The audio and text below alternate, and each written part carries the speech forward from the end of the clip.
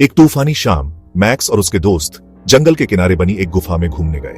हंसते मजाक करते हुए अंदर गहराई तक चले गए। जैसे जैसे वे आगे बढ़े ठंड बढ़ती गई। दीवारों पर अजीब निशान बने थे, नुकीले दांत और खून से भरे चांद जैसे। जमीन पर पत्थर के प्याले रखे थे जिनमें लाल गाढ़ा तरल भरा था। मैक्स बोला, ये शराब नहीं है। अचानक अंधेरे से आवाज आई, तुम्हें यहां नहीं आना चाहिए था, ये जगह तुम्हारे लिए नहीं है। परछाइयों से एक पिशाच निकला, लंबा और दुबला, हड्डियों जैसा सफेद चेहरा, लाल जलती आंखें और खून टपकते नुकीले दांत। दोस्त डर कर भागे, पर पिशाच बिजली से भी तेज था। उसने दो को पकड़ लिया और उनका खून पी लिया। उनकी लाशें जमीन पर गिर गईं। मैक्स ने कांपते हाथों से नुकीला पत्थर उठाया। हमसे दूर रहो, वह चिल्लाया। पिशाच हंसा, पत्थर मुझे नहीं मार सकता, मैं अमर हूं।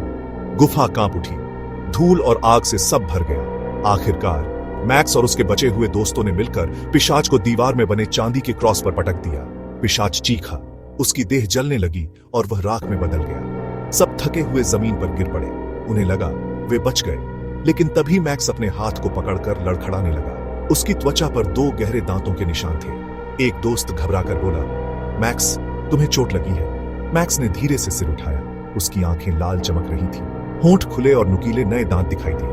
दोस्त कुछ समझ पाते उससे पहले ही मैक्स सबसे पास वाले की गर्दन पर टूट पड़ा। खून दीवार पर छिटक गया। चीख गुफा में गूंजी और फिर खामोशी छा गई। दूसरा भागने की कोशिश करने लगा, लेकिन मैक्स ने उसे जमीन पर पटक दिया। उसने उसकी छाती फाड़ दी और खून पी गया। आखिरी दोस्त ने रहम की भीख मांगी, लेकिन मैक्स मुस्कुराया। उसके होंठ खून से भीगे थे। वह बोला, मुझे बहुत भूख लगी है, और उसने उसकी गर्दन नोच डाली। सुबह तक गुफा के बाहर खून से लथपथ लाशें बिखरी पड़ी थी। सिर्फ मैक्स जिंदा बाहर आया। उसकी आंखें लाल आग की तरह चमक रही थी और उसकी भूख अब शुरू हुई थी।